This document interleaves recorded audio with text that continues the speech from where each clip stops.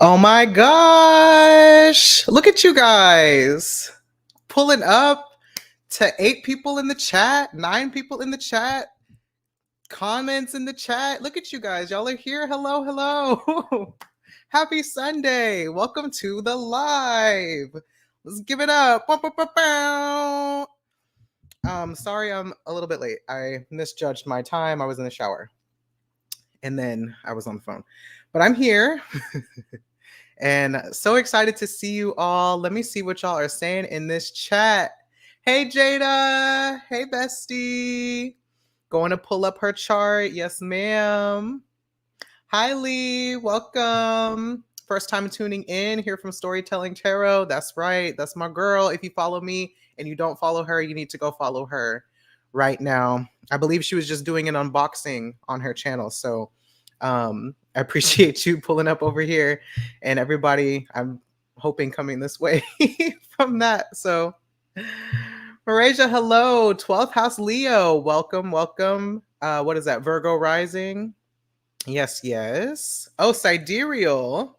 Yes, that's the vibes over here too. Hey, Kratos. 12th house is in Aries, and while I don't have any 12th house placements, I do have Pisces Saturn and South Node squaring my Gemini Mars. Okay, okay. Storytellers pulling up to support the Astro Himbo. Yeah, thank you so much for the shout out. I love it. I love it here. That is so much fun. 12th house Sagittarius in the house with Jupiter. Okay, Jupiter in domicile. Look at that. Very fun. Didn't even look at my tropical. Let me see if it's different. Hey, Kay. Welcome in. I wonder what Winter would say about Jupiter being there for you. We gonna find out. Jada has 12th house in Virgo and tropical with her moon. Boop, bloop, bloop. Thank you in advance for hosting this, and shout out to everyone here as well. I might not be very active in the chat, but my son is in the 12th house. Thank you for being here, and thank you for listening in while you work. I'm honored to be in your ears while you are getting that money, that paper. Yes. Okay. Kalia says, completely unrelated, but I like the waiting room song. Right? It's a little cheesy, but it's cute. I enjoy it too. It gets stuck in my head throughout the day. I'm like, a little lo-fi minute. This is so wonderful. Yes. Okay. Y'all just chatting it up in the chat. Tavion Williams, my 12th house is in Capricorn. Capricorn in the 12th house. Sorry, y'all, something just fell in the bathroom. I'm like, what? I don't know what that was. I hope it wasn't important. 12th house Capricorn. That freaked me out, y'all, because I live by myself. So I'm like, who is that in there? I think it was my shampoo bottles. 12th house still in Leo and sidereal. Is that possible, or am I looking at something wrong? It's possible. It can happen. It can happen. Okay, I think I'm caught up. Everybody's here. Happy Sunday. Happy Sunday. Hi, Sydney. All right. Well, let's get into it. This is so cute. So, what are we talking about today? We are talking about the 12th house. And the 12th house, I don't have any planets there personally. So I will be speaking a lot from a transit perspective, like how 12th house transits feel for me. But if you have 12th house placements and you have anything that you want to offer or a way that you feel about it based on something that I share or speak about from the technical perspective, I would love to hear it. Please drop it in the chat. If we have not met already, my name is Winter Taylor, also known as Mixed Mercury, also known as the Astro Himbo on all social media platforms. And this is my YouTube channel where I'm doing a daily live for every day in the month of August, except for Saturdays. I'm going to give myself the day off because I need a little break from all this yapping. But otherwise, I'm just here to talk about whatever is on my mind. And right now, this is day 3 of me talking about difficult houses. 12th house is one of the other, quote, difficult houses, which I will explain in just a little bit. And hopefully giving some perspective and making them seem a little bit less scary. So, first order of business, if you haven't already liked the video, please like the video. That just tells YouTube that people should come listen to me chat, and it would bring us more engagement, hopefully more people for y'all to key with in the chat. And then if you haven't already subscribed, because y'all know I go live randomly just whenever I feel like I have the energy and the desire to. So if you want to attend as many of these lives live as possible, hit the subscribe button, turn my notifications on, and I will see you every single day except for Saturday. What else? I'm going to do a lot of yapping, and I'm sharing a lot of ideas and a lot of kind of educational stuff as well. So if you're really into it and you want to offer a donation, my wallet is open. I am Winifresh on Cash App and Venmo. I'm going to put this in the chat. If you just feel like you want to show some appreciation with some dollars, I am always open to those. No pressure though. I definitely am doing this whole project for me. But if you get something get something of value, and you want to send the value right back, I would gladly appreciate it. So let me type and not talk at the same time. Venmo, if you'd like to leave a tip, especially because I do some mini readings here and there, or just like interpretations based on the placements you leave in the chat. I can't get to all of them, but some of them, especially ones that seem especially spicy or interesting to me, I will probably read through those and try to make an assessment. So yeah, there's that. So you can all see it. You know it's there.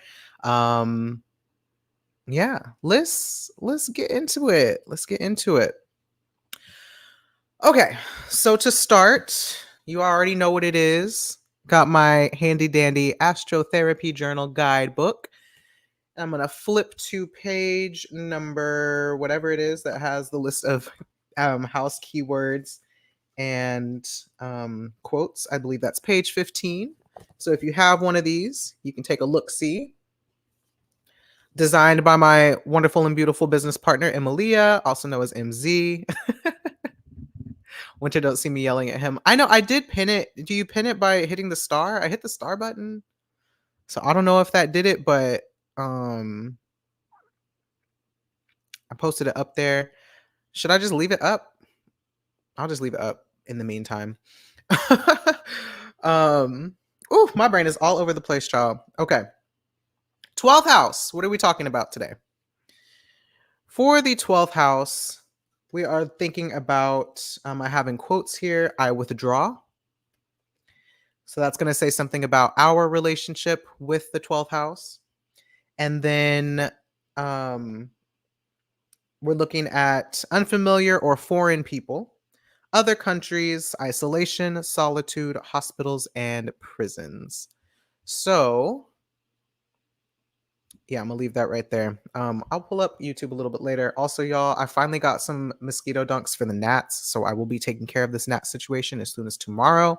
The mosquito dunk is brewing in my watering can right now, so shout out to her. Okay, 12th house, I withdraw. Why do I have I withdraw under the 12th house? Well, part of the reason for this is that the 12th house is somewhere, well, one, let me back up. The 12th house is the house that precedes the first house. So all of these houses, whenever I'm talking about them, is from the perspective of the first house.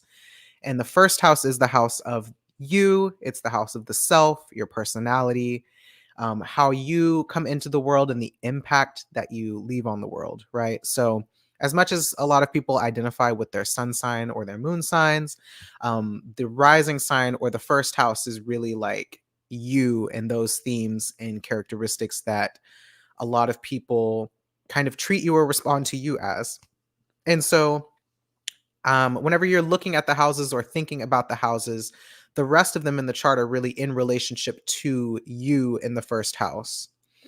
And since the first house is the sign that was rising on the eastern horizon at the time of your birth, and your ascendant degree is going to be more specific to like where exactly you fall in that spectrum, where exactly the horizon was at the time that you were born, um, then you're looking at, like I said, all of the other houses from that perspective. So the 12th house, then, if this is the first house here on the eastern horizon, then the 12th house is immediately next to it, above it.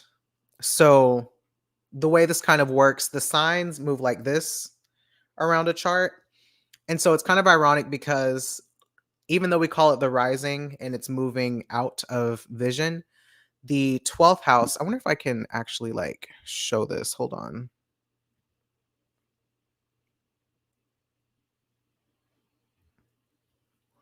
Let me see here.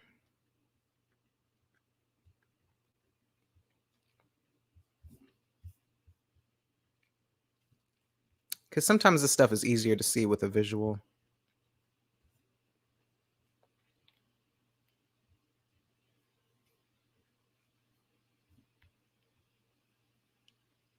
Okay, maybe not.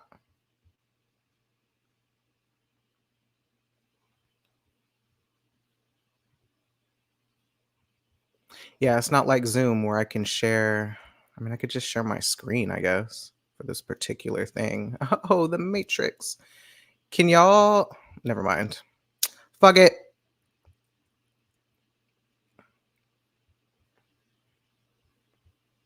Okay. I tried. We're not going to do that today. I'll figure that out another time. But basically, put this back. Cool. Basically, can y'all see me okay? Basically, the 12th house is setting on the eastern horizon. The infinity mirror is basically setting on the eastern horizon. But something that I think is interesting about the 12th house, whenever you consider like how there are houses below the horizon and houses above the horizon, is that the 12th house is above the horizon. So it is technically considered a public house, public facing house, or a visible house. But whenever you think about these 12th house themes of being, like I said, somewhere that you withdraw, solitude, isolation, and things like that, you would think that it would be somewhere that's a little bit more hidden. Hidden enemies can also fall in the 12th house. And like I said, foreign places, pretty much anything unfamiliar, I put in the 12th house. And so I think our relationship to the 12th house, in the technical sense, is because this is somewhere that is really unlike, counterintuitive, contradictory to the themes of the first house, or the themes of the self and how we maybe understand ourselves. And so, whenever I think about this idea of withdrawing, the 12th house is in what's called a square or a tension or conflict aspect with the third house. And the third house is somewhere where there's a lot of familiar people, familiar places, family members, cousins, siblings, neighborhoods that you grew up in, things like that. And the 12th house, like I said, foreign places. And I think about this as like the hermit card. It's like the best way, I think, to describe the 12th house. The hermit card kind of represents like, just sometimes you just got to like fuck off to the 12th house, go somewhere where you don't know anybody, nobody knows you, or maybe you're just spending a lot more time alone, kind of going inward and doing some soul searching, or going to a place that you've never been before and finding yourself there. And what I think is really cool about the 12th house is whether you are going inward and retreating inward, or you are going somewhere that you've never been before, like a foreign country or just somewhere new, the difference between, say, the 12th house and the ninth house is that the 12th house, you don't have like a guide with you. I think in the ninth house, you might have like a teacher or a mentor of some kind, a spiritual guide, because there's, a lot of spirituality or academia or government officials or whatever in the ninth house. And same in the third house, there might be teachers there. There might be instructors or somebody who's teaching you a course or a certification. Or, like I said, your family members and parents and guides like that are in the third house. But in the 12th house, it's just you and your own mind, your own ego, and um, the self that you thought, well, I'll put it this way. You learn who you are in the 12th house. So this can be 12th house years, like 11, I think 11 is a 12th house year, and then 12 is the first house year. 23, really common 12th house year where it really feels like you're in the 12th house. 35, so on and so forth. Anything that's the number before a multiple of 12. And so these are years where we kind of just like feel like we don't know who we are. Maybe we feel like we don't belong, or we feel like we are getting a new perspective on ourselves. And I kind of feel like too that the 12th house is where you experience a kind of ego death. I know the tropicals like to say this a lot as well. You experience a kind of ego death where, like I said, there's nobody else to like guide you or tell you what to do or who to be. There's no one to tell you like what you should or shouldn't do. And if you're relying on like older versions of yourself, or the version of yourself that you've always known, for some reason that version of yourself isn't applicable. It doesn't work the same way in the 12th house. And it kind of goes back to what I was saying about the 12th house and the first house being antagonistic to one another. But I do think there's something about the 12th house that like precludes the first house. It's like a necessary step or a necessary endeavor or experience that you have to kind of begin again and learn who you are from a, like I said, from a new perspective. So the question I like to ask people who are either in a 12th house year or who have 12th house placements is like, what is something in your life that makes you feel like a foreigner or makes you feel like you're out of place? And then some other questions would be like, how do you see yourself when nobody else is looking? Or how do you think about yourself when nobody else is looking?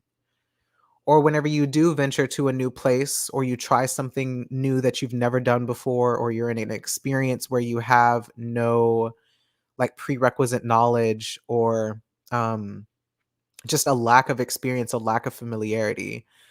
What are you like in those situations and how do you show up? And then I want to know if that relates to your 12th house sign or 12th house placements. So if you have any insight about this or you want to think through it in the chat, that will definitely give me something to bounce off of. And in the meantime, I will, of course, lead by using myself as an example. So, Gemini, moon, and rising for me personally. And I have Gemini, moon, rising, and I have Taurus in the 12th house, no placements. But what's funny about my chart is that I have placements in all of the other houses that directly relate to the 12th house. So the third house, the sixth house, and the ninth house. These are all of my fixed sign placements. And therefore, they all of these houses, including the 12th house, have something to do with belonging. They have something to do with like where you find community or relationships with other people, or how you gain an understanding about relating to the outside world in a way. So with me having fixed signs in all of these houses, I have a lot of there's a struggle there, and this would be for all mutable rising people. There's a struggle for me to be authentic, or the struggle is around authenticity and self-acceptance. And so it's funny, Jada actually asked me, we were talking about this earlier, but Jada asked me, like, what am I learning about myself from doing these lives so far? Or just what insight am I gaining from doing these lives? Because as many of you know, I was having a lot of blocks around going live prior to doing this. And so I thought, let me just throw myself into this experience and not overthink it. And what I've learned so far is that um, this particular way that I struggle with self acceptance is whenever I'm being witnessed by other people and I'm like trying to perform or teach or explain something or show up in a particular way that I want to be seen. And so then I put all of these expectations on myself of how I have to show up in order to be seen in the way that I want to be seen. And naturally, like I said, if all of my other fixed sign houses are occupied, I'm talking about Leo, I'm talking about Aquarius, and I'm talking about Scorpio. So for me, not having any Taurus placements is like, I don't see myself as a Venusian. And in fact, in my chart, Venus is one of my weakest. It is my weakest planet, actually. Not only is it not ruling any other Venus placements, like I don't have any Taurus placements, I don't have any Libra placements. Other than I do have the North Node in Libra in the fifth house, but I don't have any other Venus ruled placements. And my actual Venus placement is in detriment in Scorpio. So literally Venus in a Mars ruled sign. It does not want to be there, is not comfortable there. And so doing Venus things feels like something that doesn't come natural to me. And again, Venus is my 12th house. It's not somewhere that I spend a lot of time. And in order for me to really embrace my Venus, it does feel like something I have to do in solitude or in isolation away from everyone else. Now, granted, that is compounded by the fact that, like I said, I have Venus in Scorpio, which likes to do the self-isolation thing anyway. But the other aspect of that is just that Venus is not really a mercurial thing either, for me having Gemini rising. And especially Taurus, like my experience of Taurus transits, like we have Jupiter in Taurus right now. We had a long ass Mars retrograde in Taurus, 2022 and early 2023. Those are some uncomfortable transits for me because I'm not a person who feels like I conform. I'm not a person who feels like I blend in or that I am very status quo or conventional in any kind of a way. In fact, I'm very unconventional, very much stand out and don't blend in. And a lot of my life experiences, I didn't look like the people around me, or I didn't, like I wasn't white, I was queer. And especially now that I've gotten older and come out as trans, like there's a lot of otherness about me. And so when it comes to doing Venus things, something that I kind of just expect is that I'm not going to have a lot of things in common with people. And in order to, especially like emotionally feel like I have things in common with people, I've often felt, again, due to my upbringing where I was always like the odd one out, it always felt like I had to repress or hide parts of myself. I couldn't just be honest about what I liked or what I believed or what I thought or what my values were. Or if I did, I was seen as like strange or weird or different. And that always felt like a threat to connection. And Venus is all about connecting and magnifying commonalities and similarities and coming together because of things that we have in common.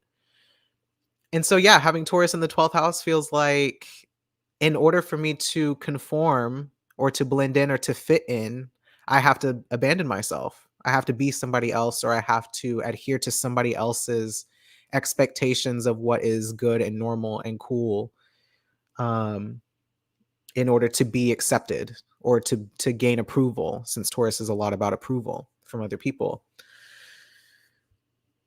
And I see this show up especially like whenever it comes to race or gender or class. Fixed signs in general, I tend to see those themes come up a lot.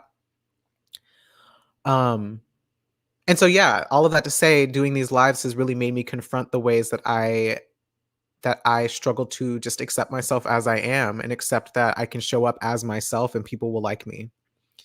And it's kind of ironic because one of the things that Venus and Scorpio benefits from is that people like you because you're different, or there's an opportunity for people to like your differences and maybe be able to embrace their own differences because of the way that you embrace your differences.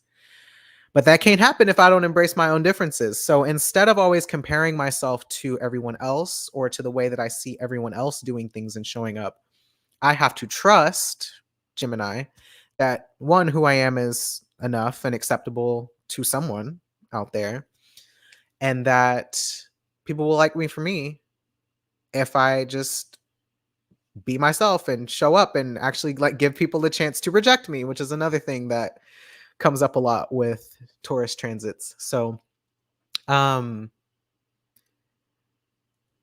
allowing myself to be Gemini means allowing myself to be knowledgeable about a ton of different things and to allow myself to embrace those things without having to like pigeonhole myself or corner myself into a singular niche. It's allowing myself to be flexible and changing and to change my mind regularly.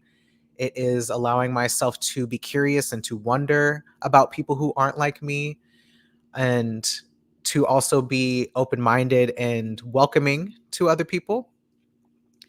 And then something I could learn from Taurus, as this being like an experience that I have to go through in order to find myself, is to, like I said, I could definitely do the solitude thing of go inward and just like be with myself, spend more time alone, and do things that I like and enjoy and allow myself to like it without shaming myself. But it could also look like going to places that I haven't been, like especially if, like, say, my hometown in the third house where my Mars is in Leo was somewhere where I experienced a lot of rejection. Allow myself to go somewhere else where maybe there are more people like me and where I do fit in and where I do conform, and then see how I show up there. And then what does that experience teach me about connection and belonging, but also about like identity and my sense of self, and, blackness and queerness and transness and all of these other things that maybe in the cis hetero whiteness patriarchy colonial sense is seen as other or deviant. um Getting out of that perspective and going somewhere where those things are more accepted or more appreciated or more valued. And then how does that allow me to see myself, and one, like, require a lot of curiosity from me about myself, but curious about how other people maybe perceive these themes, these identity markers and things like that. And it's also, like I said, doing something unfamiliar, like going live on YouTube every single day when I've never gone live on YouTube before, and just letting the experience happen and then seeing what I learn from it. So that's my take on the 12th house. Let me check on this chat and see what you guys have to say, because I see y'all over here chatting. Kalia says, I definitely have grown up feeling out of place a lot. I've never been a hyper femme, and I grew up a tomboy. I'm the radical quiet one in my family, and I'm not interested in marriage or having kids. Just non-normative in general. Virgo 12th house with the sun, Mercury, Lilith, and Lilith in tropical for continuity. Yeah. So yeah, you have a few placements in the 12th house, and especially like as a 12th house sun, I would imagine that it almost feels like there's a spotlight in this particular area of life, or rather it's something that maybe you think about a lot or focus on a lot. I'm curious if everywhere you go you kind of feel like maybe an outsider, or that you feel like a foreigner to a lot of different places, and I'm curious what places feel like belonging for you. um I think another thing that comes up for 12th house people who have placements there is either being an immigrant, or your family members, you come from like a long line of immigrants, or you eventually do move to another state, another country, another town, far, far away from home. And that's been a more, I don't know, congruent experience for you versus like staying in your hometown, or staying where you grew up is somewhere that feels like you can't really be yourself out loud all the time. And for Virgo in particular, Virgo 12th house, I don't remember what you said your sidereal placements were. I'm going to scroll up and see if you mentioned earlier. Oh yeah, you said it stayed the same, I guess. So if we're assuming that, oh, that was Malaysia. Okay, that stayed the same. So I'm going to go out on a limb for you, Kalia, and say that if it's possible that you do have Libra rising, or no, if you have 12th house rising in tropical, then you might have Virgo rising in sidereal and then Leo in the 12th house. In which case, like, something that comes up a lot for Virgo rising people and having Leo in the 12th is like it's hard for you to see yourself sometimes, and like you need evidence of yourself in order to actually like see yourself reflected back to you and other people. But what you have to do in order to do that is like, make yourself visible. And a lot of times for Virgo, especially Virgo sun, making yourself visible to other people lends yourself to potential like criticisms or condescension sometimes, or people who doubt your intelligence, and sometimes can also look like misinformation and lies. But what you want people to see, and what people probably do see about you, is that you're somebody who's very meticulous and detail oriented, and you want things to be precise. You want things to be um, coordinated or organized or well done. You want it to look like you put time and care and effort into yourself or whatever it is that you're doing, and that be a reflection of your competence and your intelligence and your skill and things like that. So, um, I wonder what it's like to be in the spotlight for you, and how receiving and actually embracing validation from other people, how that can help you solidify your sense of self and your self-esteem a little bit more. And this all from the astrotherapy perspective, girl. So, I like to add in the psychology, the psych talk too. So let me know if that resonates, or how that lands for you, or for anybody else who might have Virgo rising with 12th, with Leo in the 12th house. Jim, hi, welcome in. This is so fascinating to me. I'm so glad you think so. Desiree says, also welcome in, says, whoa, accessing Venus away from everyone else. I have the inverse of this, empty Aries 12th house with Mars in Cancer. I'm so uncomfortable doing Mars things in front of others. Oh, I'm so curious about that for you, Desiree. Like, what makes it uncomfortable doing Mars things in front of other people? Aries 12th house is, Taurus rising, right? And Mars in Cancer would be in the third house.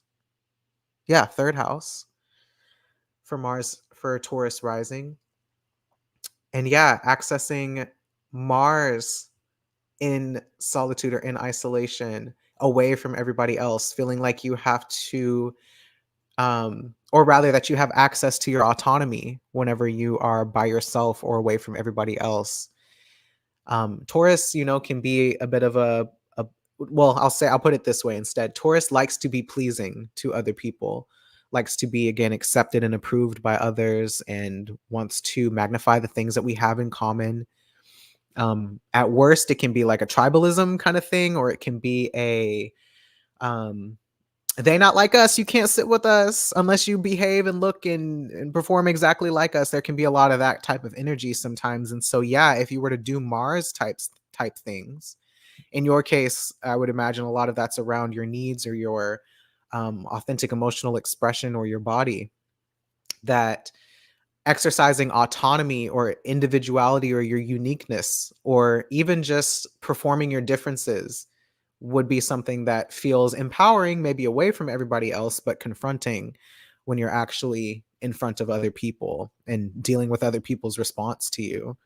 So, finding more ways to feel empowered, and um, people who help facilitate and help you tap into your personal power and autonomy and your strengths and capabilities, right? Probably feels really good, but really challenging. More relationships with people who allow you to embrace your differences, right? Olivia says, we do like you. Thanks. I like you guys too. You guys are pretty cool. Sydney's feeling it. Yeah, I love to see it. Felt this so much. Sydney has 12th house, has Scorpio 12th house in tropical, 12th house Sag in sidereal. Yeah. Scorpio and Sagittarius, I kind of feel this too, because even though I have Sagittarius in the 7th house, I have Jupiter in the 12th house from its home. So Jupiter and Scorpio would be a 12th house relationship. This is a technique called derived houses, where you start at whatever planet in your chart, and then you basically count that planet as the first house, and then the other planet's relationship from the perspective of that placement. um you can use some of these analogies. So the 12th house relationship, it doesn't have to just be the 12th house in your chart. This is for everybody. It doesn't just have to be the 12th house in your chart. It can be, if you have planets and signs right next to each other, they have a bit of a 12th house relationship to one another, adjacent houses. So I can kind of relate to this in the sense that, like, so you know how Sagittarius is very outspoken, very opinionated. They want other people to be influenced by their opinions and to be moved. It's like preacher energy. You get up in front of the congregation and you share your beliefs with all of this conviction and this sense of like righteousness and self-righteousness. It's very like unashamed, and they don't really care how they come off. If it burns, they're going to be blunt with the truth. Whereas Scorpio is a little bit more concerned with ironically kind of with rejection sometimes, and not even that, actually, I take it back. That is part of it, but what I'm more so thinking is Scorpio cares more about authentic emotional off being authentic in their emotions. And so I think before you can get to that place of being really preachy and being really strong in your convictions, you like have to really embody what is true for you, what is authentic for you. And a lot of times like embodying your convictions is really difficult, especially in a society that we live with a lot of we live with a lot of contradictions and a lot of um we're kind of all hypocrites at the end of the day, if we're being authentic, if we're being human. And so contradictions, we live with a lot of internal contradictions in the society, because we might all believe like, capitalism is bad and wrong and all of this stuff, but at the end of the day, like, I got to go to work and I have to conform. I can't just be all out and proud talking about politics in the workplace. That's not usually like socially acceptable. And at the same time, like, if it feels, that's a little bit more Taurus, I guess, but you also can't get very preachy and very convicted about things that you don't viscerally believe in, that don't represent you, or that don't feel true and authentic to you on a physical level. That's also like thinking about all the identity things, how your politics kind of align with your identity, and bodily autonomy and self-preservation in that sense. So they can be contradictory, but I do think Scorpio is a necessary step to get to that place of really believing what you believe and fighting for yourself in that way. Just on my soapbox, no big deal. Kalia says, yeah, I definitely have difficulty socializing or initiating convos with strangers. I moved to the DMV 5 years ago. Congratulations. Congratulations. Yeah, Virgo rising in sidereal. Cool. I thought so. I thought so.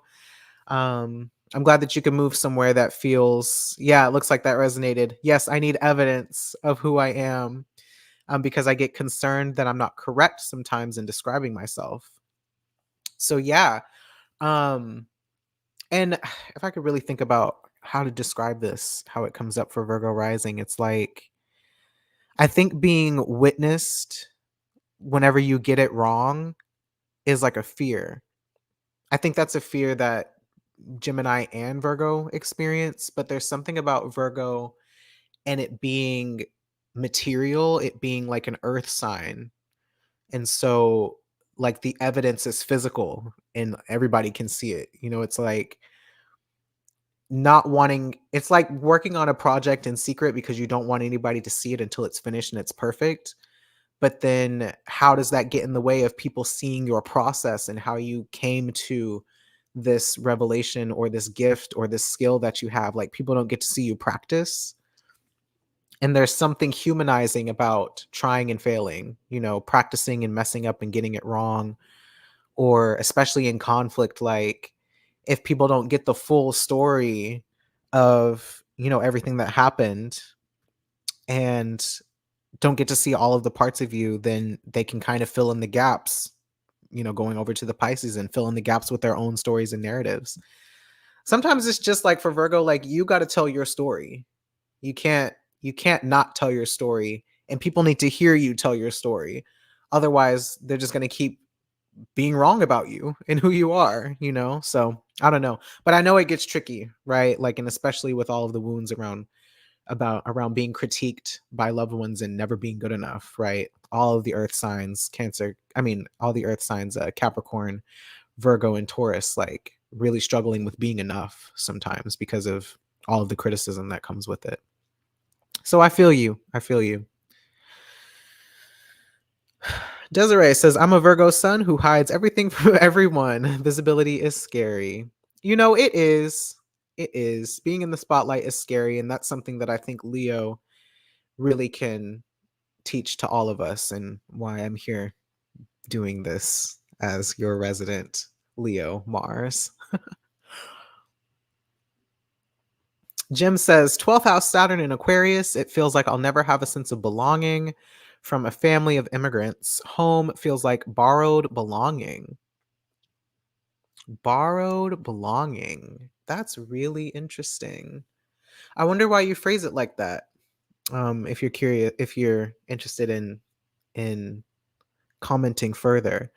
But yeah, 12th house in Aquarius does feel particularly Aquarius in terms of like the invisibility and the isolation and the solitude. Like nobody can see you. It's both like the mutable struggle for Pisces rising if you have Aquarius in the 12th house. Like I think Pisces rising already feels misunderstood a lot. Like people make a lot of assumptions about you. People um can be kind of suspicious of you. You might be a person who doesn't say much depending on where your Mercury is and all that good stuff, but you might be a person who um struggles to name yourself and your identity and like who you are, to like put yourself into words. It's like a struggle that comes up for Pisces rising sometimes. And so like not liking labels and not wanting to box yourself in. It's kind of a similar thing for Virgo rising too, like not wanting to box yourself in whenever it comes to the Aquarius things of using language and labels to identify yourself.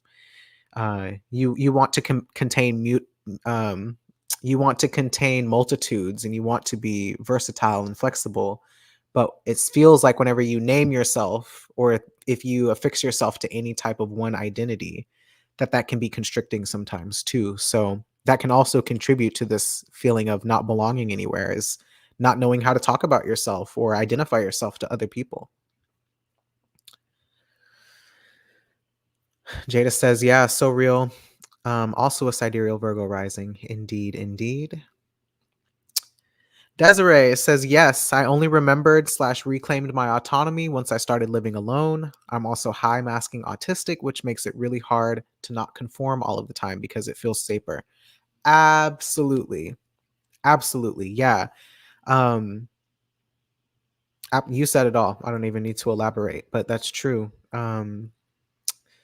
Masking masking is very Taurus as well. Just the act of masking. Wherever you have Taurus in your chart, that might be somewhere where you experience your own kind of masking or performing or kind of putting on a face for that particular environment, which is not bad, by the way. Um, a revelation I've come to during this Jupiter and Taurus transit and some of the past big Taurus transits that we've had, is that the mask that we wear that is pleasing and aesthetic and well received by everyone else, like it's still a part of you, like you wouldn't be able to wear that mask if that wasn't actually part of who you are. I think the struggle is whenever we try to wear that, we like try to glue that mask to our face and not allow ourselves to be anything else. There's no variety allowed. If you feel like you can only be this one way and be accepted and be approved of. And that's kind of the struggles I think that both the Mercury ruled signs and the Mars ruled signs bring to Venus ruled signs, because it's not just Virgo is in the 12th house from Libra, right? And so being able to being able to switch it up sometimes, to be somebody else, to change it up. I lost my train of thought. Hold on. Thinking about Mercury and Mars and Venus. Yeah. Um Yeah, the mask is still part of you, but it's not all of you. That's the gist.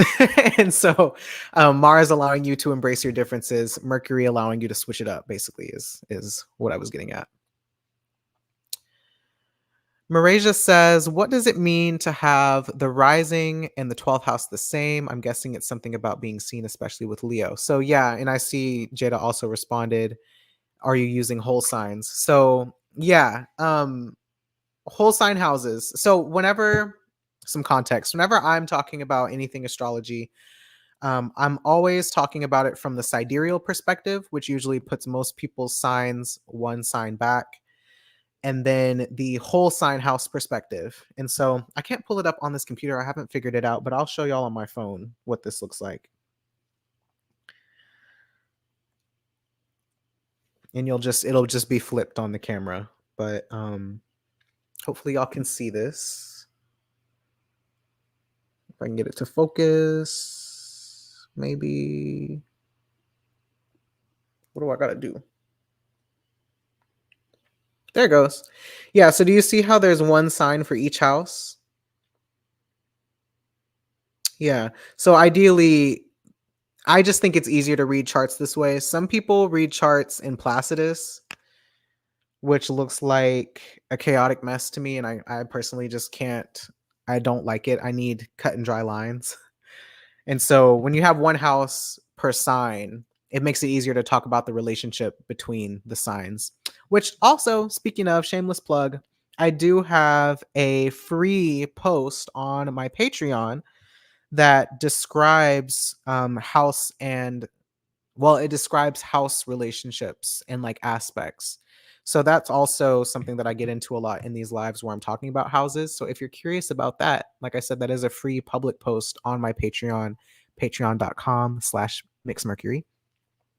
And you can learn a little bit more about like aspects and houses and the relationship that certain houses have to each other or certain signs as they occupy a house and what all that kind of stuff means. Because I do realize this can get really technical and complicated and go over people's heads, especially when there's not a visual to look at. But yeah, whole sign houses is the way. Sydney said, yeah, you hit the nail on the head with that interpretation for sure. I've been on an authenticity and embodiment journey, and a lot of it was centered around my truth and what it means for me. Absolutely. Absolutely. I love to hear that, by the way. I love a good embodiment journey as a first house moon. Um, Getting into your body in a way that feels good and authentic to you is such a struggle in this society sometimes. Um, and definitely something that I can get in my own head about a lot. Kalia agrees. Yes, I hate failing in public. Jada says, you've got to sidereal Virgo. You've got to tell your story. Otherwise, people are going to keep being wrong about you. Yeah. Or other people are going to tell it for you, right? Like people going to act like they think they know you and insert all of these alternative facts that are not actually the reality of the situation. Like you got to sometimes pull up and talk your shit, man. Trying in public fucking sucks. Listen. It really does. You know what? Like I um I so I was an athlete in high school. I've been an athlete probably since the second or third grade, since I could play sports. I played all the sports too. Soccer, t-ball, softball, basketball, volleyball. If there was a ball, I was probably playing. And I like sports. I like team sports, especially. I think it's a good time, but there is the public aspect of it where you're on a stage. It's very similar to acting. You are performing, you're on a stage, and people are watching you make mistakes all the time. And it's funny, like it wasn't something I thought about a whole lot unless I was having a bad game. If I was having a bad game, especially with basketball, because basketball was my shit, like shooting guard, I played every position at least once. And so it's very Leo, very Mars and Leo, right? Like shooting guard or point guard, or post. Like I went from an elementary school and early middle school playing post because I was the tallest to eventually moving more out into the outer wings, shooting guard, point guard, because I was the shortest and I also had good ball handling skills. And so those are positions that people pay attention to a lot. I used to have the nickname Hollywood. They used to say it's about to be a blizzard up in here because it's winter whenever I was in middle school, because I was the main basketball player. Most of my teammates were volleyball players, but you know how middle school athletics is, they kind of throw everybody into everything. And so yeah, it always felt like there was a lot of pressure on me to play well. And so on days that I wasn't on my game, like, were so embarrassing. And like I have a specific memory in my mind of I have a specific memory in my mind of the time that this was my senior year of high school. And this is like this I could tell a story about this another day, and maybe I will. Because this was like a villain origin story for me. But there was one game, a home game, early in the season, and one of the issues was I was already benched as a senior, which is unreal. If you knew me, I was usually like top scoring guard, usually in the newspaper, scoring double digits like every game. And so the fact that there was a freshman playing over me who I was very evenly matched with, uh, and a lot of that had to do with like political stuff behind the scenes, which I won't get into today, but just trust me. I remember this game where I was really trying to impress my coach because it was embarrassing to me and it didn't make sense to any of us that I wasn't starting as a senior on my basketball team. But he was playing this little girl over me, whatever. And so anytime that I did go in the game, I like really wanted to do a good job and like felt like I had to prove myself to this coach and to literally everybody else to be like, I promise I don't suck. Like, I don't know why I'm sitting on the bench. I promise I don't suck. Um, but I caught like it was either a breakaway pass or a rebound or something, and I was the first person down the court. And I remember just like dribbling, wide open layup situation. Like everybody was behind me. I was running down the court, dribbling the ball, and it's like time slowed down and the room got very quiet and my ears were ringing. And I went to go like pick up the ball and do this layup, and I like don't miss layups. I picked up the ball. I remember like I kind of blacked out, but I remember going to like do this layup and it's like my legs gave out and I just totally like tried to go lay it up and then just like the ball barely went anywhere. I just like fell to the ground. I don't even remember if the ball went out of bounds or if somebody else caught the rebound or what happened, but it was so embarrassing. But I could not understand why my legs just gave out like that. Why did they just give out like that? It was a wide open layup, and all I could feel was just this mountain of pressure of like this moment where, oh, finally my moment to shine, and then in front of everybody in the whole fucking building, just collapsing, and then getting pulled out of the game like immediately after that. Heartbroken, and that was actually one of the experiences that made me get back on um, anxiety medication because I felt like that was not normal. I'd never really experienced that. Um, I'd never experienced that in a game before. So it was just, oh my God, it was so embarrassing. And then there was that, and there were some other situations that were like any mess up that I made, my coach was on my ass about it. And it was like proving whatever self-fulfilling prophecy he had about me in his mind, that I just didn't need to be in the game because I was unpredictable and I was a loose cannon or whatever else. And I was like, this is some bullshit, but okay. Yeah, I ended up quitting basketball my senior year um at the end of the first semester because I just couldn't deal anymore with being invalidated in that way. And it just didn't make any sense, y'all. Like it did not make any sense. The other coaches in my town were asking why I was sitting on the bench. Why wasn't I playing? Cuz y'all, like, ball was life for me. Ball was life. Even the like JV teams that I played on before, like, really depended on me to be on my shit. Like I did a lot. So it was just like, I'm still not over it, guys. I'm still not over it. So much of the like fears of getting it wrong and everybody seeing it really come from my high school basketball situation. But you know what? I quit and I was heartbroken about it and I felt like a failure. And then I went to regionals for running track hurdles the next semester. So it was fine.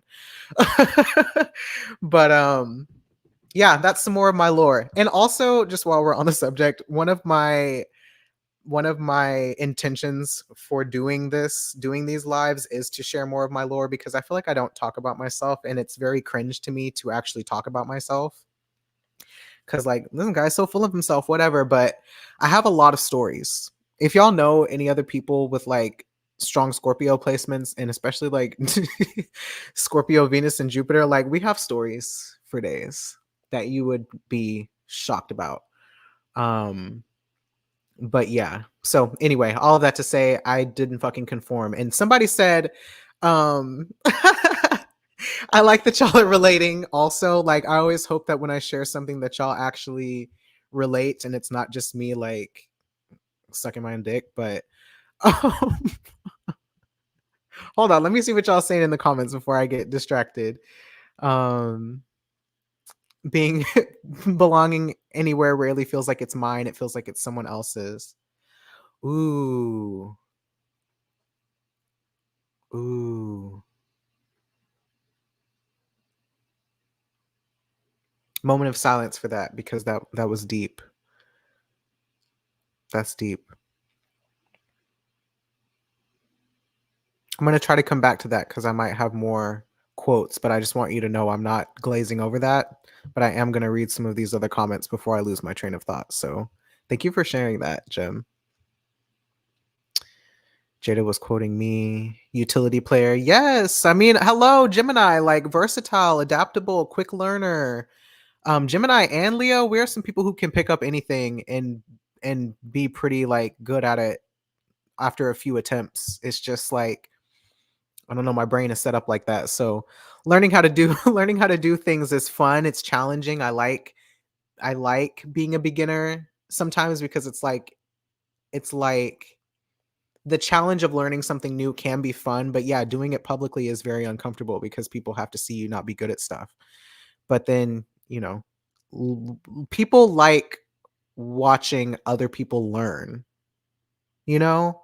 I think social media is very unforgiving, first of all, and cancel culture, like, we do have very little patience with each other and with people learning and growing, but if you think about, like, teaching little kids how to do stuff, like, how fulfilling it is to see them succeed and get it right, like, watching someone learn how to walk for the first time, watching, watching people learn a new skill and be good and, like, mess up and try again and mess up and try again, like, there's something really rewarding about that whole, like, the perseverance of it all, I guess. And so, I don't know, sometimes I try to think about getting it wrong in public and actually taking the opportunity to be accountable even if I'm wrong or to like I said, do something like these lives that feel very raw and vulnerable sometimes because I don't always know what I'm gonna say.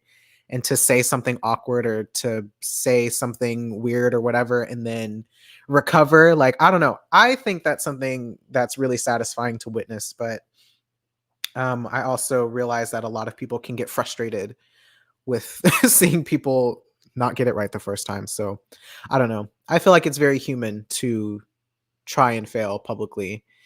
And I wish that we could have a little bit more grace and flexibility around that.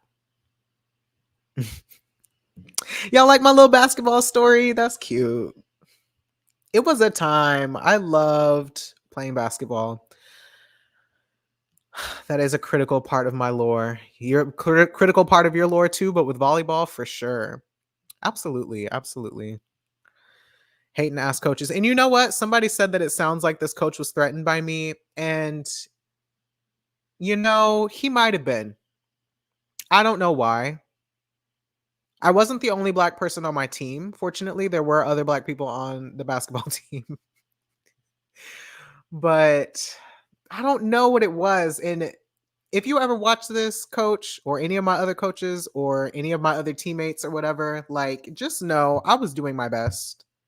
I really tried. I worked my ass off. Like, I work my ass off in general. My work ethic is very strong, but like I was in the gym. I was at the camps. I was at the tournaments. I was playing with teams better than me, teams younger than me. I was guest starring on other people's teams. I was in that court. I was in there after hours with the girl who played over me. This was when I was still a woman, by the way, but I was in the gym with the girl who ended up playing over me. We were playing one-on-one for hours with nobody else in the gym. We was in the 12th house together, refining our skills together, shooting threes. Like I said, playing one-on-one and then never winning because it was always you had to win by two. One of us would get up 1 point, then the next person would get up 1 point. We were just like, we had a bond, me and that girl. And it made no sense. It made no sense. But I really fucking tried and it really broke my heart. So if you ever see this, I'm not gonna say your name. I thought about it, but if you ever see this, just know that really fucked me up still to this day. Have y'all ever seen The Bear?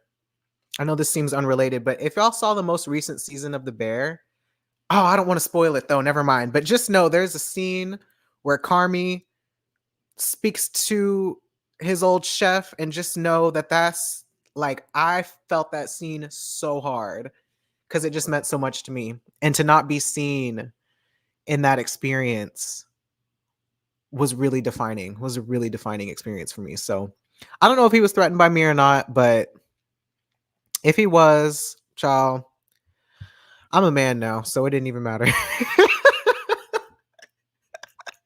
don't even matter no more. I don't know how that's related, but it felt funny to say.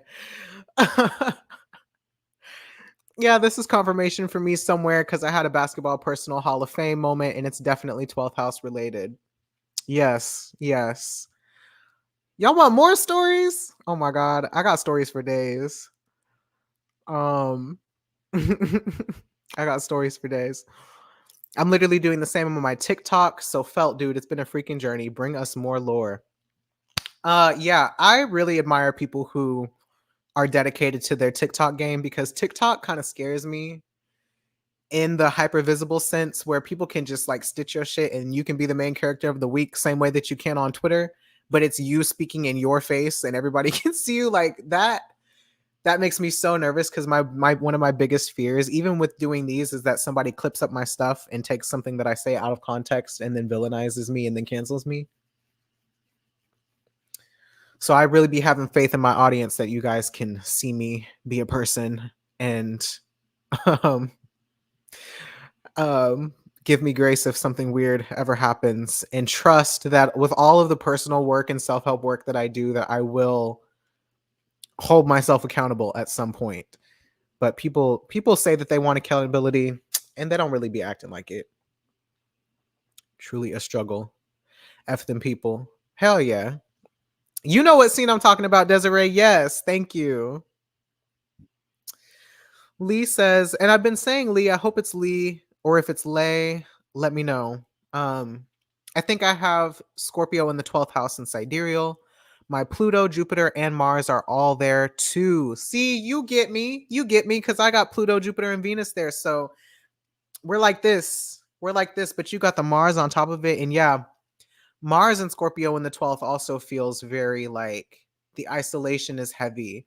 And the thing with Scorpio too, like, okay, I got a Scorpio rant for y'all. Okay, yes, it is pronounced like Lee. Thank you. A Scorpio rant. So y'all know people think about Scorpio as being this like sexy, mysterious, seductive, like manipulative, but also kind of paranoid and toxic sign, right? Like Scorpio has the worst reputation, especially in tropical. And like what I want y'all to know about Scorpio is that we are more afraid of you. Okay, we are more afraid of you than you are of us. On God. Because the last thing a Scorpio wants is for someone else to be affected by us, which is not entirely true. I say that with an asterisk, with a caveat, but like we know that we make other people uncomfortable because people have always told us. We know that we're sensitive.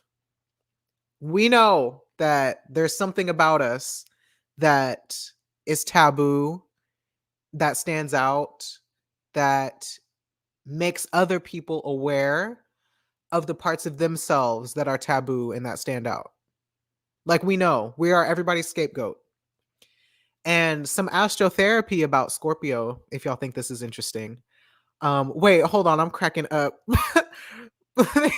Bro, I didn't even find out I was sexy till like last week. I'm screaming. That is so funny. I was just talking to Jada about this a minute ago too, about like attractiveness and the Scorpio stuff, but y'all feel me. So listen, for Scorpio, let me go back. For Scorpio and Scorpio people. So here's what happened. Here's some astrotherapy lore about Scorpio.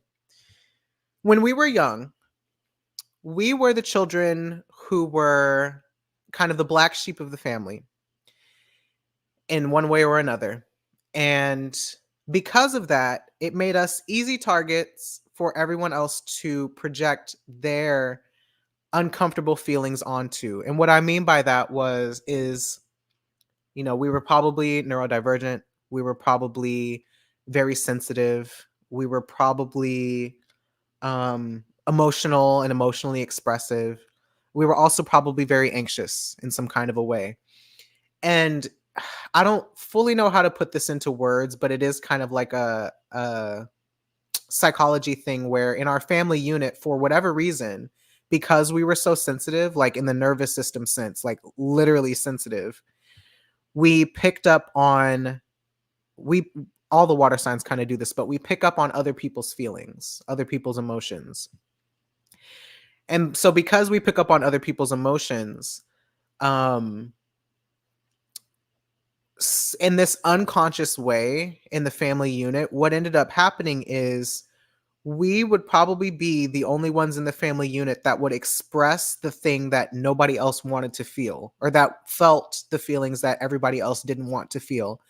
And by that, I mean the taboo feelings like fear and shame and paranoia and anxiety and stress and, whatever else it is. We were the ones willing to feel it unconsciously. All of this is unconscious. Like, we're not aware that this is happening. And so because we were the kind of squeaky wheel in that sense, who, felt the taboo feelings out loud, it gave everybody else permission to not feel theirs, permission loosely, to not feel theirs and to get instead scapegoat us and get upset with us for having those feelings, or for being sensitive, or for whatever it is. And that's because everybody else was probably repressed in some kind of a way, or everybody else was probably filled with shame because of some kind of generational experience where nobody is allowed to feel their authentic feelings. And so because we have taken on that burden unconsciously, we end up having to go be by ourselves a lot, because everybody else is like, I don't want to hear that shit. I don't want to deal with that shit. I don't want to, like, go somewhere else. You're making everybody else uncomfortable. You're killing the vibes. You're bringing everybody else down. We need you to be in a good mood like the rest of us, so the rest of us can ignore the fact that we're also not happy with whatever is going on. And a lot of times there were, like I said, some identity issues that factor into this. So it could be something like, um, for like black people, especially black kids, like, you are not allowed to be angry, because whenever you're angry, you're seen as a threat, especially by white people. Even if you don't do nothing, you ain't got to touch nobody, put your hands on nobody, but you will be seen as a threat by other white people. And that has nothing to do with you and everything to do with years and years and years of trauma and colonialism and slavery and all of these other things, right? This larger, broader context of whiteness and patriarchy and power dynamics. But because it was unsafe for us to be angry, then we also now get policed by other black folks in this way of like, hey, like, quit that shit, shut that shit down, like, swallow it, save that for somewhere else. Like, you can't be angry here because now you're making the rest of us look bad, whatever. So, and this is a survival strategy, right? Like, obviously, if you can, I won't get into too much detail because I don't want don't want to trigger anybody, but if it can be threatening to your safety for you to express certain emotions, then you're not going to express them in front of people. Instead, those feelings come up, you're going to remove yourself from the situation. And that's what Scorpio people do. We will remove ourselves because we've already assumed that we're the problem because we were always treated as the problem. Our emotions, our feelings were always treated as the problem. Now, that's where a lot of that comes from and why Scorpio is about emotional authenticity and emotional autonomy. Like, I get to feel how I feel, you get to feel how you feel. And in fact, I hope that me being willing to feel my feelings out loud allows you to feel those feelings out loud that other people didn't allow you to feel. That can be one of the gifts of Scorpio. But I will say, for many of us as a people, Scorpios can be very defensive. Okay. We can be very defensive and very self protective. So we don't let people in very easily. We kind of keep everybody at arm's length. We can be a little bit avoidant, especially whenever it comes to conflict. We can push people away because we assume if we let them in too close that they'll just reject us eventually because everybody else always does. Somebody's always going to think that we're too much, this and that. We have plenty of narratives around our feelings and our emotional expression. But yeah, we can be a little we can be sensitive. And sometimes we also don't want to know, like I said, like the impact that our feelings is having on other people because we automatically think that that means alienation, that we're going to be shamed for it, made fun for it, ridiculed for it, or pushed into the corner. And so sometimes just not getting close to people in the first place feels like less threatening and less vulnerable for us.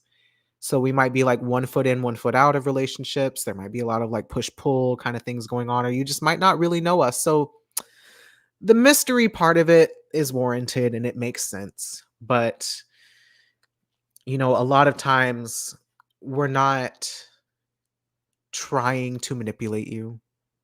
We're not trying to, um, we're not trying to do all of those things. Not to say that we can't and that we don't. Sometimes it happens. We're all human. But yeah, I think Scorpio can be very misunderstood in that sense, in that people love to not feel their own feelings with us and instead focus on our feelings a little bit too much. So the best thing you can do with Scorpio people, or as a Scorpio, or with that Scorpio friend that you know, or whatever it is feel how you feel. And allow everybody to have their authentic feelings. Of course, this doesn't mean like that you need to just lash out at people or be abusive or anything like that, but it just means like if you are upset about something, be upset about something. Let someone know. Let's talk about it. Let's hash it out. And I'm probably going to respond in some way to your emotions, and you're going to respond to my emotions, and we're going to respond to each other's emotions. And we don't have to take that personally or as statements about us. It's very important that we let other people deal with their feelings, and not in this way of like totally washing your hands of it. Those are your feelings. That's not my responsibility. But what I mean is, if you are going to confront somebody else with an issue that you have, and they get upset that you are upset, let them be upset. That's not your responsibility to manage, but stay in the discomfort. Both people need to stay in the discomfort in order to resolve the situation. So instead of just like straight up avoiding or ghosting, if you get overwhelmed, it's like give yourself time. Like allow there to be like timeouts in the group, or in the situation, in the conflict or whatever, where you say like, I just need like 10 minutes to go cool my head so I don't make this worse. And then I'll be back and then let's talk about it. If you feel yourself getting triggered or whatever it is.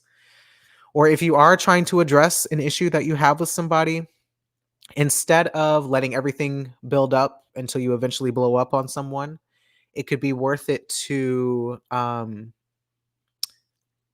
practice with yourself saying exactly what it is that bothered you and being very like direct and succinct in that explanation. And what I mean by that is like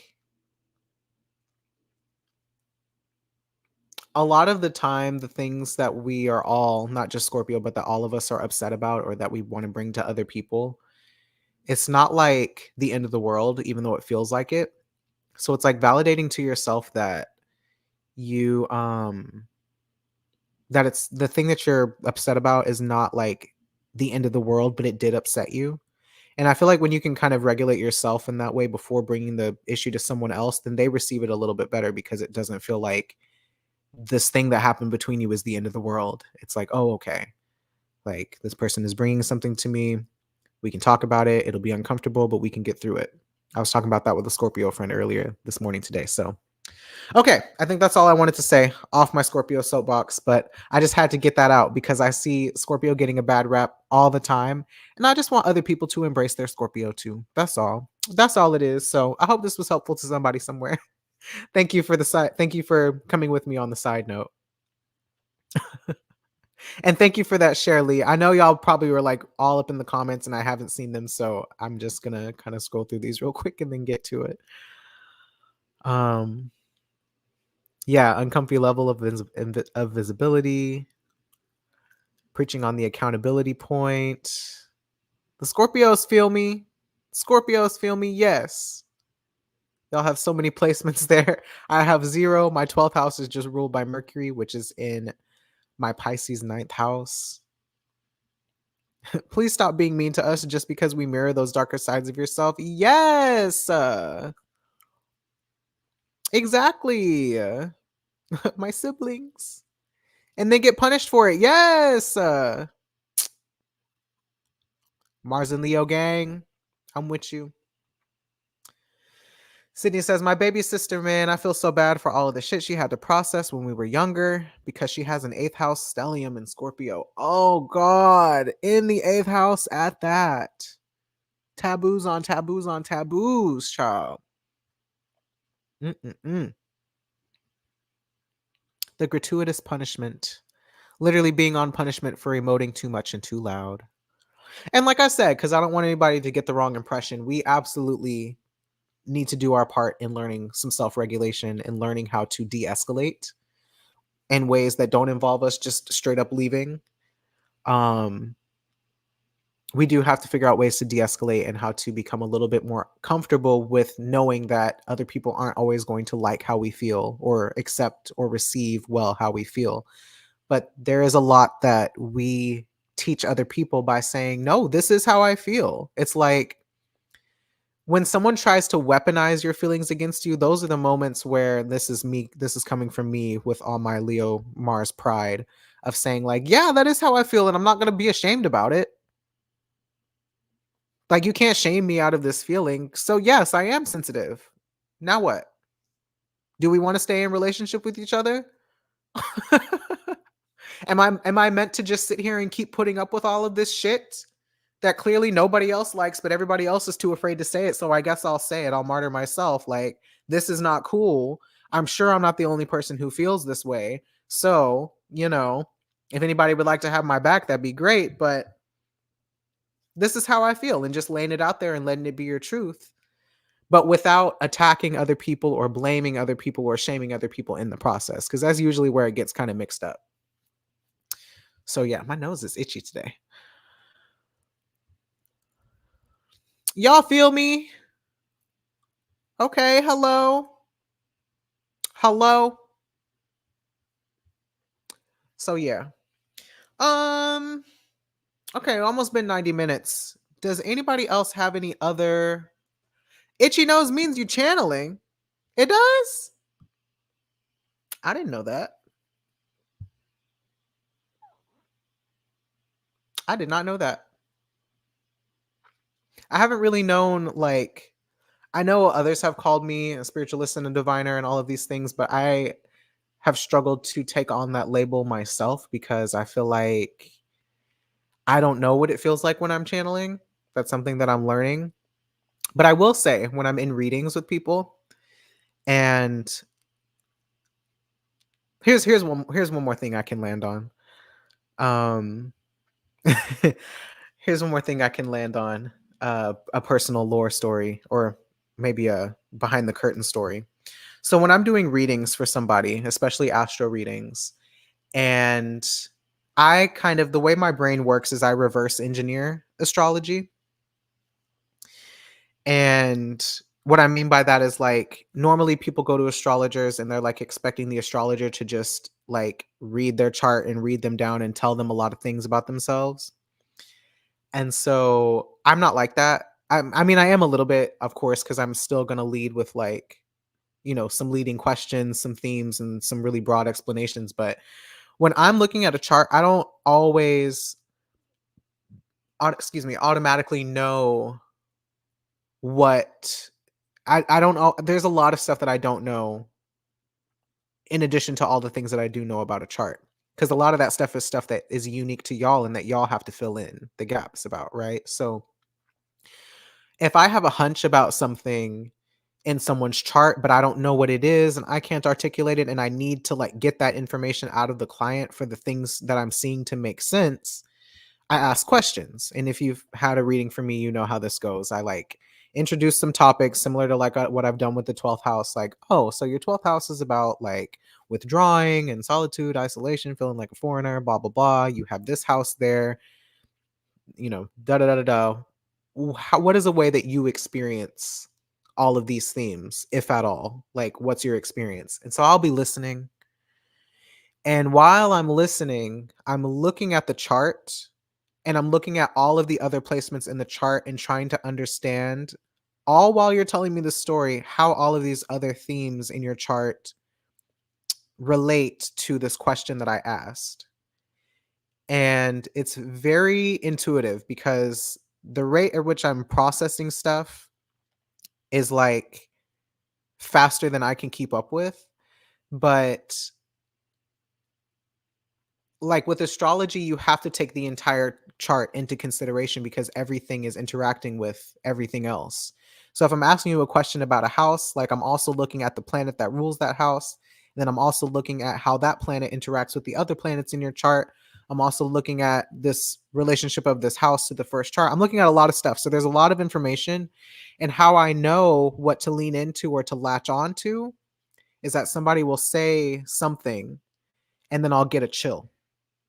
It's like a warm, fuzzy goosebump kind of thing, usually on my back, down my spine, or in my like chest, torso area. And it just feels like sparkly.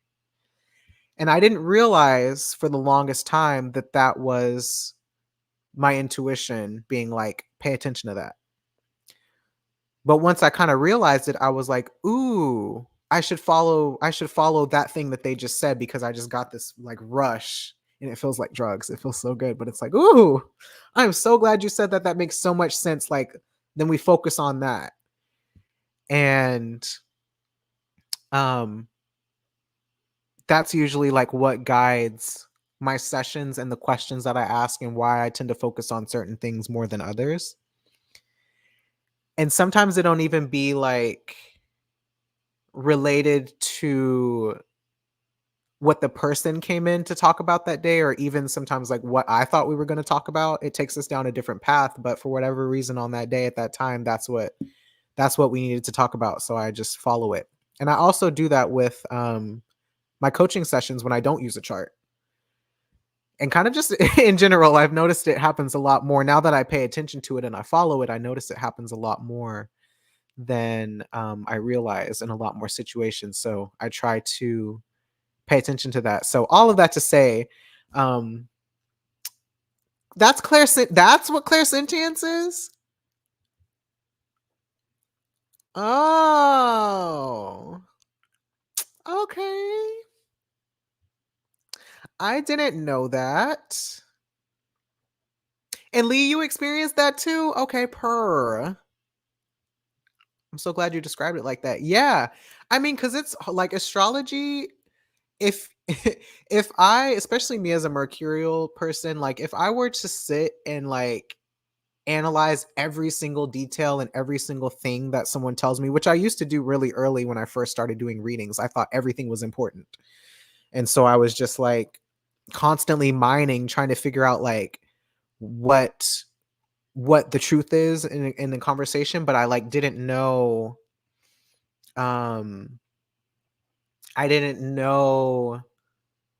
what to latch on to.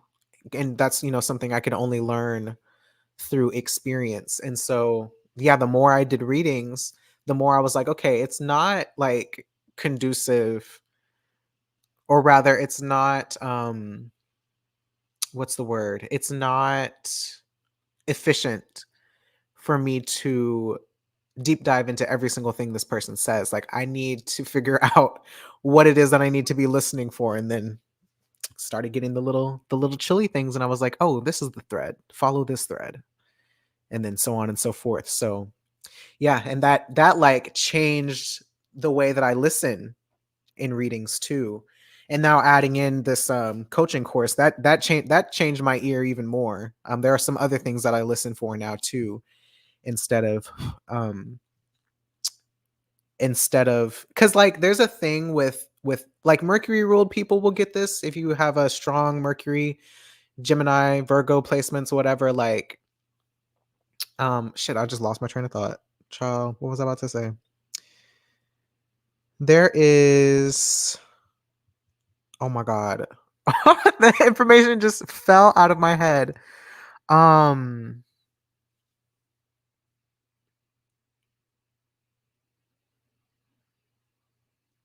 I think I was going to talk about self-doubt. Like,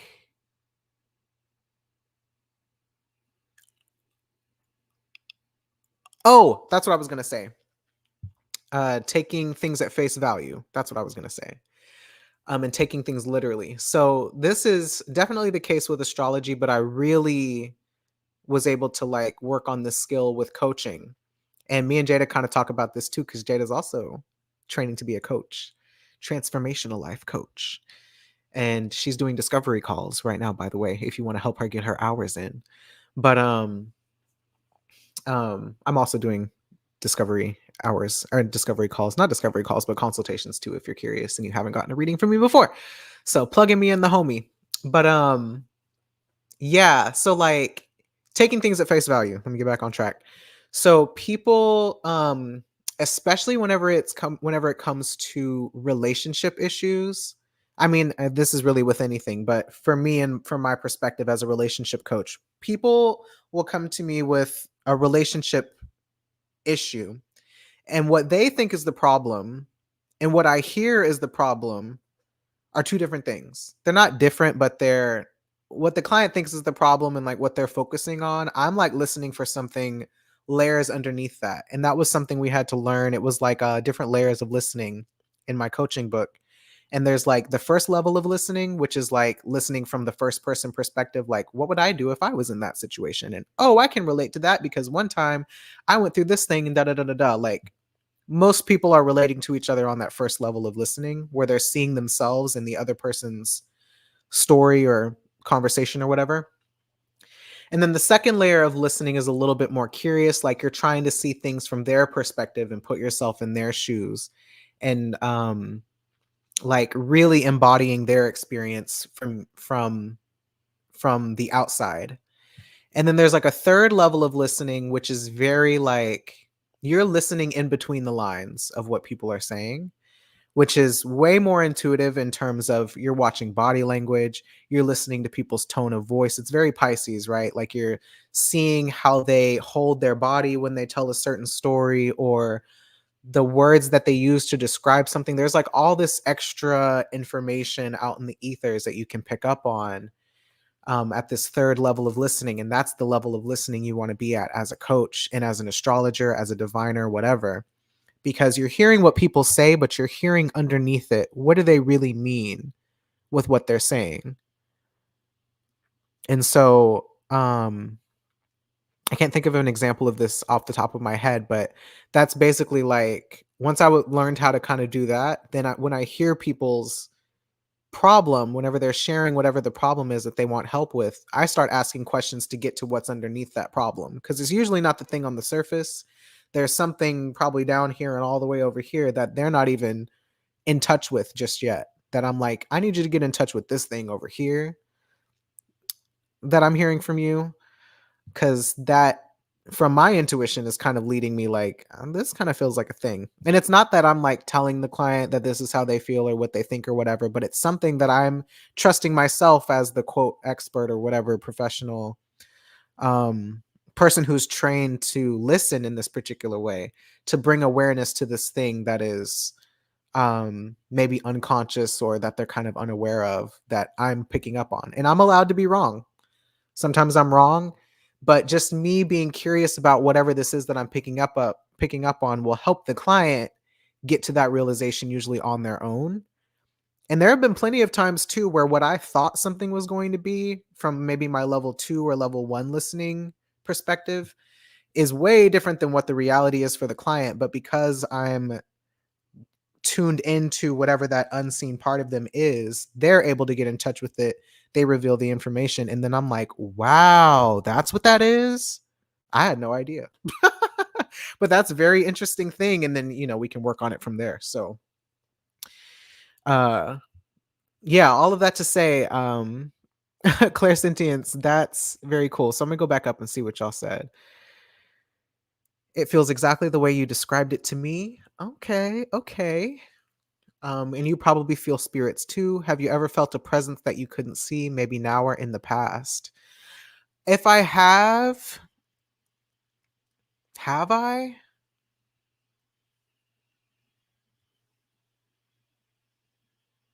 I don't know. I don't know if I've really felt it that often, but I do think, I mean, I do get that thing that I feel like kind of everyone has where, um, well, okay, I'll say this because it's hard for me to know if this is what this is because the way that I'm socialized, like I'm aware that it could be a lot of other things, but I think the more sensitive and more in tune I become with my body, the more I'm feeling more things in general. But like I can be in a public place or, I can be somewhere by myself usually and feel a lot. And I don't and it doesn't come through like there are times where I've heard things audibly, not well, not really audibly either, but I'll have thoughts. Like I'll have a thought that just seems to come from out of nowhere, and thoughts that feel like I didn't think them, but they're like messages. So sometimes I'll get like that kind of a thing. Um and I have to like really know the difference between what's a thought and what's like a compulsion, like an intrusive thought with my all my OCD stuff. So that's kind of a struggle sometimes, but those always feel like whispers, but they're in my brain. They're not like I hear them, they're like in my brain, like someone just plants something in my head and then I'm like, why would I be thinking of that? And then usually something happens you know, to make that to bring that into real life. But as far as feeling stuff, yeah, there have been times where I do just get kind of like it's kind of a similar, it's not the full chill, but it does feel like something in my back a little bit, like that feeling of needing to watch your back. And it's not always scary necessarily, but sometimes it does make me wonder because I've said on other lives, I deal with a lot of stress and anxiety stuff sometimes too. If I'm like anticipating something happening or something jumping out. But now that you asked that, I really do wonder. Like I was walking on a trail the other day, somewhere that I hadn't been before, and it just felt like it felt very like kind of the I could relate it to like the feeling of being followed or being watched or like anticipating an animal jumping out of the bushes. It kind of feels like that. Um and there are some times where it feels so intense that I'm like, I need to get the fuck up out of here. And so I will. I don't ask no questions. I just leave. So sometimes I do get that like on certain trails here in Austin, which is very weird. Um, and it like always feels like that when I go there. It's not just certain days. It's like it always feels that way. So I wonder if those are spirits. I don't know. Guess it could be. Them spirits be out in nature. Yeah, I'd be outside. Um, Oh, y'all are all up in the chat. Yeah. I don't know. I be feeling a lot of stuff. I'm used to being so like dissociated and not in my body that now that I'm in my body, I'm like, oh, there's a lot going on.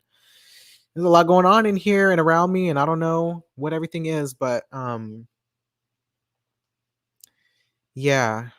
I wish the downloads weren't cold. Like y'all could warm those up with your hands first. Yeah, mine feel warm. They do feel warm. Uh if freaking scratching my nose, now I'm thinking about it. Mine do feel warm though. They feel like warm fuzzies. It's very like, oh, it's almost euphoric sometimes. It feels so good. I'm not even gonna hold you. And you know what? Actually, another story, a brief story, but the first time that I microdosed mushrooms, first time that I did a microdose tea was like, I think what really tuned me into that sensation. This was like a couple of years ago because I did the tea and I like was very intentional before I did it because I was worried about seeing things or whatever. And it's like it unlocked something in my brain and in my body that I could suddenly feel again. And it was so like I could cry. It was so euphoric. And I don't feel euphoric very often at all. Like drugs don't do that for me. Weed never did that for me. Weed was always an uncomfortable experience. And so to be on the microdose, it was like I could see and feel in 4K. And it just felt good. I was like, wow, I haven't felt good.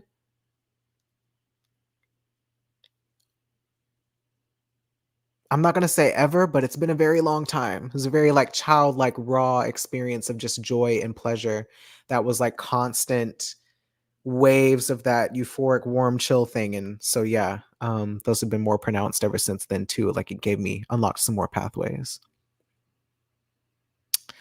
I love the conversations your body has with you. Shout out to the first house, Gemini moon. Okay. Like it really do be talking to me. And the more that I'm learning how to listen, the better life gets. Lee says I'm running to your booking schedule now. Yes. Yes. Come talk to me. I would love it. Oh, y'all are chatting. Okay, let me get out of here. Get out of those. This is making me think of brain spotting and secondary reference points, if you're familiar. You know what? Actually, because I haven't forgotten about what we're talking about, but all of this is also very 12th house. Like, I haven't fully been able to articulate it yet, but I do think like experiencing a connection to like the unseen is very 12th house as well. And some of it's like ninth house, third house with like spirituality and spiritual practices and stuff like that. But I think the 12th house is like ancestral almost sometimes. And the 11th house a little bit for ancestors too, but sometimes yeah, there's just something esoteric about the 12th house that's like different than the 8th house for me where like because I guess you're in that solitude and that away from everyone else that you can really be with the unseen and the unknown.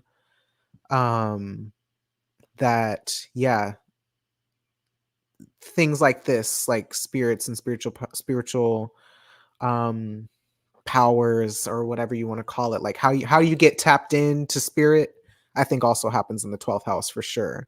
Because a lot of these 12th house experiences for me have also been that, like getting connected to my ancestry, getting connected to um um spiritual practices and spell work and things like that too. So, but brain spotting and secondary reference points, I don't think I'm familiar with that. Please do tell. Do tell. Our coaching clients are brilliant and are the experts on their life. Absolutely. Coaching clients, divination clients, astrology clients, the client, you guys know more about your life than I ever will. Ain't nothing I can tell you about yourself that you don't already know. So, if anything, I unearth it, I uncover it, I hold a mirror up to it, I shine a light on it, but it's in you. It lives in you. And I'm just here to bring it out, to play with it, to dance with it, to welcome it, to help you to embrace it, right? I kind of like that. Oh, I bring it out to dance with it. Like, mental health stuff can also be in the 12th house. It's a little bit in the 8th house as well as the 6th house. But 12th house, traditionally, I think can be around mental illness and like this idea of like psych wards and institutions and things like that, particularly 12th house themes, but mental health in general, and uh, dealing with those things whenever you're experiencing 12th house transits or perfections, the inner workings of your mind. Oh, so you're claircognizant too, huh? Which is that the one where I was talking about having words or ideas dropped into my head? Because that one is the one that I typically have. That's the one I remember feeling ever since I was like a child, was having this random thought or thinking about this thing or seeing. I don't know if I describe it more as seeing or hearing, but it is like an internal listening thing that happens, and hearing a word or a phrase or seeing something play out and then it actually happening or it being the truth about something. I have a great story for that too. Can I tell it succinctly without airing out her business? Let's just say there was a time in one of my previous relationships where I got a sudden urge to make it very clear that I don't tolerate being lied to very well. And then a couple of days later, she revealed to me that she had been lying to me about something that I did not pick up on at all, that she was lying to me. And there was no reason for me to really get this urge to just be like, because it was like, tell her that you don't put up with lying in any capacity. And I was like, why? But I was like, whatever, that is a hard boundary for me. So let me just throw it out there. And then, yeah, it turned out claircognizant is a thing. Sounds like what I experience. Oh, you were outside. Them spirits be out in nature, might even be the trees. We'll sidebar about it more. Yeah, I mean, yeah, it's usually when I'm in the trees. Some of it is like it feels eerie, like just if you are out in the fields, like you don't. That's kind of an. I just assumed it was like this is a place that's kind of unpredictable. Somebody could come get me, or there could be an animal encounter or something like that. That's what I thought it was, but if it could be something else, yeah, let's chat about it. Okay, first house Gemini moon in tropical. It makes sense being in the 12th from the first house for derivative astrology and being unseen. Yeah, honestly, yeah. Y'all make me want to go the coaching route. It's fun. I think it's a great skill to learn, even if you don't want to see clients. Like, you learn a lot about peopling in a way that's really, really satisfying and fulfilling. Like, you can be a better friend, a better partner, a better boss, a better employee, like, whatever you want to be. Learning skills and techniques like that, yeah, they'll help you out. Oh, I'm assuming this is Jada's first non-official client as her best friend. And yeah, Jada be on it. So, period. Jada says, I'm into life coaching and Winter is a relationship coach. If you ever want to sidebar with me, let me know. Yeah, me and Jada gonna go live together on both of our channels at some point and probably more often. She is on my schedule for this month. Well, not on my schedule, but we are in collaboration about collaborating. So, period. Claircognizant, you be knowing. Yeah, that one I do definitely feel, but the clairsentient, that one is new to me. That is one I guess I'm developing the more I get embodied. Learning about ancestry through the 12th house feels like time traveling or traveling across space and time. At least for me, I've had to time travel and grieve places and ancestral homelands I've never been to. Wow. Ooh, I love that. That's really cool, Desiree. I like that time traveling across space and time. I know there's so many other things that I think about with the 12th house because I really do meditate on this placement and this relationship a lot because it's just always present. And there's so much that we can learn from the 12th house that I wish it wasn't something that we feared, but it's hard to be alone, but it's very much hermit card vibes. Like if you're into tarot, it's very much hermit card vibes to me, and how that allows you to be like your own guide through the abyss. Like sometimes there's nobody else there who can tell you what's real, what's true for you. And there's no better way to become an expert on yourself in your own life than through the 12th house. So yeah. Okay, period. What time is it? 6:40? All right. Well, that feels like a good place to start to wrap up. I'm going to throw this up here one more time. Closing statements. Thank you all so much for this wonderful conversation today. This was so much fun and definitely talked about way more things than I thought I was going to talk about. So, as always, thank you for your engagement. Thank you for talking to me and hanging out with me for almost 2 hours, guys. It's probably closer to an hour 45 because I started late. But if you just loved this live, you want more of these lives, and you want to support me monetarily, I would love a tip. I'm open to tips. If you don't got it right now, that's cool. You can also love and support me and show appreciation by sharing these videos and telling a friend about me and my work and my services. That's like probably the highest honor that you could give, is a recommendation to a homie, and just showing up. If you don't do anything else and you just like want to pull up and hang out and watch the live, like that makes this a million times easier for me to do, because I like having people to talk to. That's what makes it fulfilling and what makes me excited to show up. So that's another fantastic way that you can support me. Thank you so much. Um, yeah, book a reading, book a coaching call, book a consultation if you just want to, if you're just curious. Follow me on all platforms at Mix Mercury. What else? Buy an astrotherapy journal, or if you just want a guidebook, I'm gonna put those on sale sometime soon too. I need to modify the actual astrotherapy journal concept. So if you do have one and you have any comments, feedback, suggestions, um, ways that it works for you, doesn't work for you, feel free to email or DM me and let me know. Love suggestions. And what else? What else? What else? I don't know. Pull up tomorrow. I'm probably going to go live in the morning if you aren't available. If you're not available, that's fine. I need to practice talking to myself as well. So I don't know what I'm going to talk about tomorrow, but we'll see what comes up in the next 24 hours. Well, 12 hours. Um, yeah, that's it. Thank y'all so much for being here. I love you all. I'll talk to you very soon. Bye. Cue music.